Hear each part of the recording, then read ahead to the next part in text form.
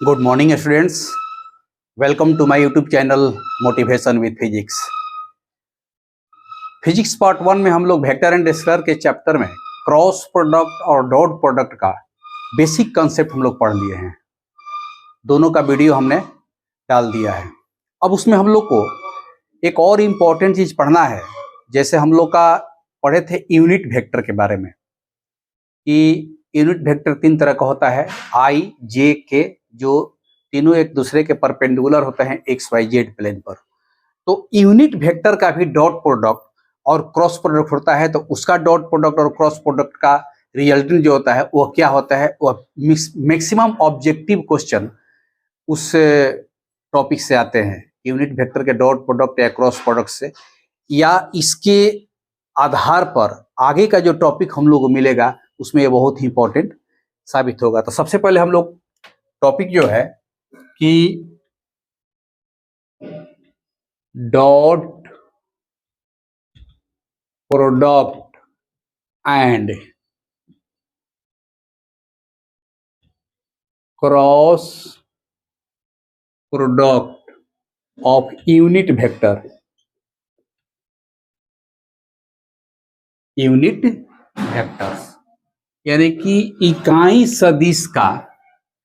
Unit vector के बारे में हम पीछे जो पढ़ाए थे कि यह तीनों vector X Y Z plane में, ये जेड ऐसे होता है, इसको हम ऐसे दिखा दिए, यह एक्स हो गया, यह वाई हो गया और यह जेड हो गया। तो एक्स पर ही होता है यूनिट वेक्टर आई, इस पर होता है जे और इस पर होता है के। सब एक दूसरे के परपेंडिकुलर होते हैं। और ये भी हम लोग पढ़े थे कि जो यूनिट वेक्टर होता है उसका मैग्नीट्यूड जो होता है सब 1 के बराबर होता है, यानी कि 1। ये दो इंपॉर्टेंट चीज यूनिट वेक्टर के बारे में हम लोग पहले ही जान चुके हैं कि तीनों यूनिट वेक्टर एक दूसरे के परपेंडिकुलर होते हैं और आई पर बिंदु दीजिए, आई का मैग्नीट्यूड या जे का मैग्नीट्यूड या के का मैग्नीट्यूड इसका 1 होता है, क्योंकि उसका डिफिनीशन ही है कि जिस वेक्टर का मैग्नीट्यूड 1 हो उसको यूनिट वेक्टर कहते हैं। तो अब इन्हीं का डॉट प्रोडक्ट और क्रॉस प्रोडक्ट के बारे में पढ़ना है। तो सबसे पहले हम लोग देखें यहां पर डॉट प्रोडक्ट, डॉट प्रोडक्ट अदिश गुणक, अदिश गुणक। तो यहां देखिए, जिसे मान ले करते हैं, एकदम सिंपल चीज है। यह आई वेक्टर है, अब मान लीजिए कि इसको हम डॉट करा दिए जे से, तो इसका रिजल्टेंट क्या होगा। तो डॉट प्रोडक्ट का जो हम लोग पढ़े हैं कि ए डॉट बी, वो उसका रिजल्टेंट होता है ए बी कॉस थीटा, माने कि ए का मैग्नीट्यूड इंटू बी का magnitude into cos theta, where theta is the angle between A and. ठीक उसी तरह से अगर हम इसको करते हैं, ये हो जाएगा आई का मैग्नीट्यूड इंटू जे का मैग्नीट्यूड इंटू कॉस। अब जो यहाँ थीटा लिख रहे हैं वह थीटा ए और बी के बीच का कोण है। तो यहां पर हमारा वेक्टर है आई और जे, तो आई और जे के बीच का जो एंगल है वह है 90 डिग्री। तो यहां पर सीधे लिख देंगे कॉस 90 डिग्री। अब ये देखिए, आई का मैग्नीट्यूड भी 1 होगा इंटू जे का मैग्नीट्यूड 1 होगा, कॉस 90 का मान होगा 0, यानी कि सिंपली इसका वैल्यू हो गया 0। यानी कि आई से जे का हम डॉट लगाए तो 0 हो गया। क्यों 0 हो गया? क्योंकि आई और जे के बीच का एंगल है 90 डिग्री और कॉस 90 डिग्री का मान होता है 0। इस कारण से आई डॉट जे जो है 0 हो गया। अगर उसी तरह से हम जे डॉट के की बात करेंगे तो इनके बीच का भी एंगल 90 डिग्री, चूंकि यह ऐसे दिखाया होता है ऐसे, तो जे डॉट के भी करेंगे तो 0 डिग्री, या के डॉट आई भी करेंगे तो 0, क्योंकि कॉस 90 का मान होता है 0। तो हम लिख सकते हैं सिमिलरली, में ठीक उसी तरह जे डॉट के कितना हो जाएगा 0, या के डॉट आई कितना हो जाएगा 0। यानी कि जहां दो डिफरेंट यूनिट वेक्टर होगा उसका डॉट, यानी कि हमारे पास एक रिजल्ट मिला क्या, I dot J equal to J dot K equal to K dot I, इस सब का वैल्यू क्या होगा 0। यह एक रिजल्ट निकला। रिजल्ट क्या कहता है कि दो डिफरेंट यूनिट वेक्टर अगर होंगे, दो डिफरेंट यूनिट वेक्टर होंगे तो उनका डॉट प्रोडक्ट 0 होगा। यानी कि यह रिजल्ट क्या कहता है कि dot product of two different unit vectors is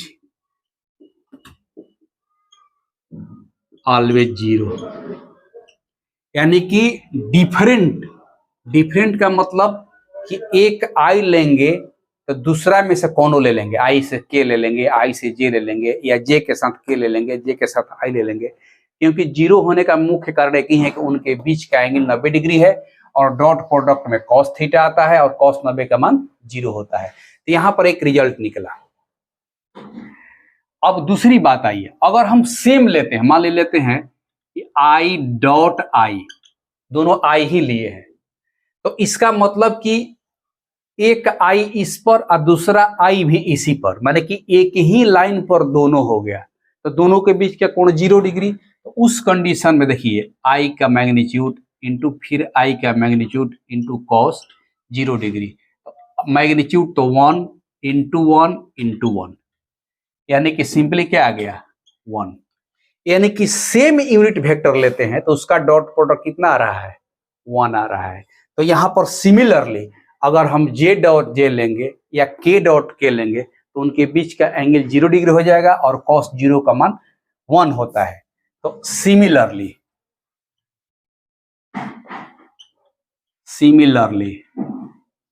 देखिए जे डॉट जे लिखेंगे तब, चाहे के डॉट के लिखेंगे तब वो भी वैल्यू कितना आएगा 1। यानी कि हमारे पास रिजल्ट क्या आया कि I dot I equal to J dot J equal to K dot K equal to 1। यानी कि यह जो रिजल्ट दिया, क्या रिजल्ट दिया भाई, यह रिजल्ट आया, क्या रिजल्ट आया कि अगर सेम यूनिट वेक्टर का डॉट प्रोडक्ट निकालेंगे तो उसका वैल्यू 1 आएगा। यानी कि dot product of same unit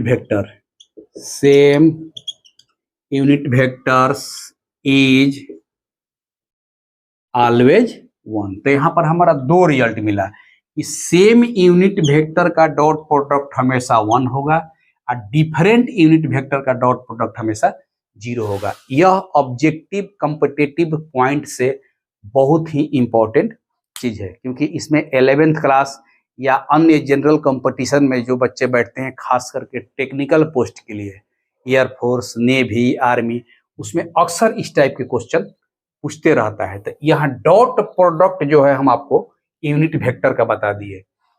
क्या हुआ कि अगर दो डिफरेंट टाइप के डॉट प्रोडक्ट होंगे यूनिट वेक्टर के तो उसका वैल्यू हमेशा कितना आएगा 0, और सेम यूनिट वेक्टर रहेंगे तो उनका रिजल्ट कितना आएगा 1। क्लियर हो गया? क्योंकि इसमें मुख्य रूप से यूनिट वेक्टर का रिजल्टेंट तो 1 होता ही है, अब उसका वैल्यू डिपेंड करता है कॉस थीटा पर, और हम जान रहे हैं कि उनके बीच का प्रत्येक दो के बीच का कोण होता है 90 डिग्री, और जब दो को सेम ले लेंगे तो उनके बीच का कोण 0 डिग्री, क्योंकि एक ही लाइन पर दोनों हो गए। तो कॉस 90 बराबर 0 और कॉस 0 बराबर 1, उसी से ये दोनों बातें डिफाइन हो गई।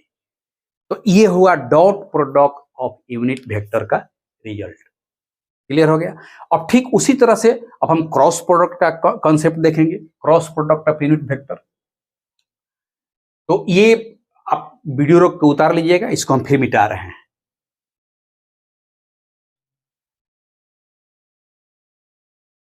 Cross product of unit vector. Cross product का मतलब कि सदिश गुणक, तो हम लोग पढ़े हैं क्रॉस के बारे में कि ए क्रॉस जो भी होता है वह होता है A B sine theta. And साथ ही भी पढ़े हैं कि ए क्रॉस बी जो होता है वह एक वेक्टर क्वांटिटी होता है, तो उसको हम लोग सी भी मान लिए हैं कि वेक्टर सी है। तो इस दोनों पर आधारित यहां पर हम लोग को देखना है कि क्या क्या होगा। तो पहले मैग्नीट्यूड के बारे में देखिए आई क्रॉस जे, तब मैग्नीट्यूड क्या होगा, तो यहां लिखिए आई का मैग्नीट्यूड इंटू जे का मैग्नीट्यूड का चिन्ह है इंटू साइन 90 डिग्री। तो यहां पर हो गया मैग्नीट्यूड 1 यानी कि सिंपली क्या आ गया 1। यानी कि यहां पर दो डिफरेंट अगर हमारा डॉट प्रोडक्ट है तो उसका रिजल्ट 1 आया, ठीक डॉट का उल्टा। तो सिमिलरली अगर हम जे डॉट के लिखते हैं या के क्रॉस आई डॉट नहीं क्रॉस लिखते हैं, उसका भी वैल्यू क्या आएगा 1।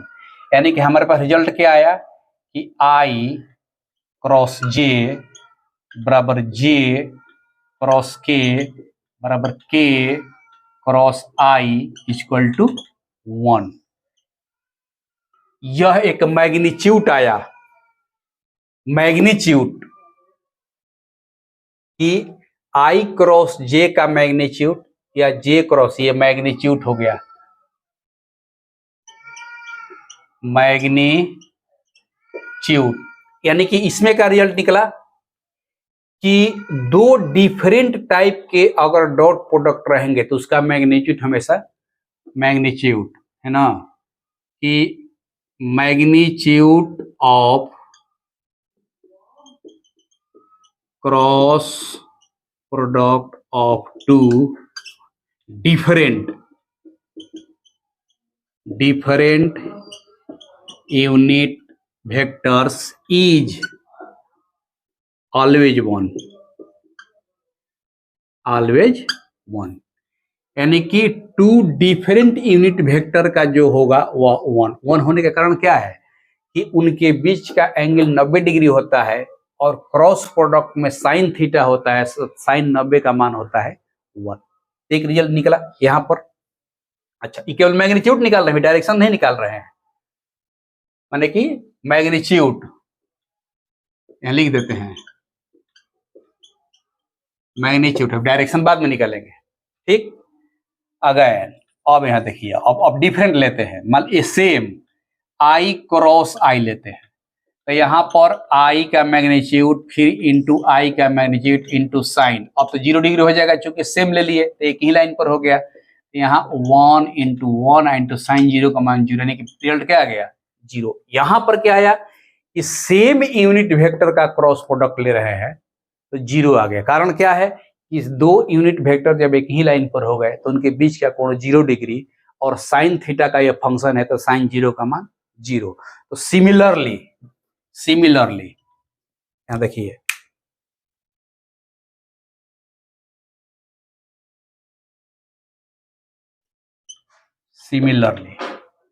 असली अगर हम जे क्रॉस जे लिखेंगे या के क्रॉस के लिखेंगे तो उस कंडीशन में वैल्यू क्या आएगा 0। यानी कि हमारा रिजल्ट क्या मिला कि आई क्रॉस आई या जे क्रॉस जे या के क्रॉस के का मैग्नीट्यूड हमेशा क्या आएगा 0।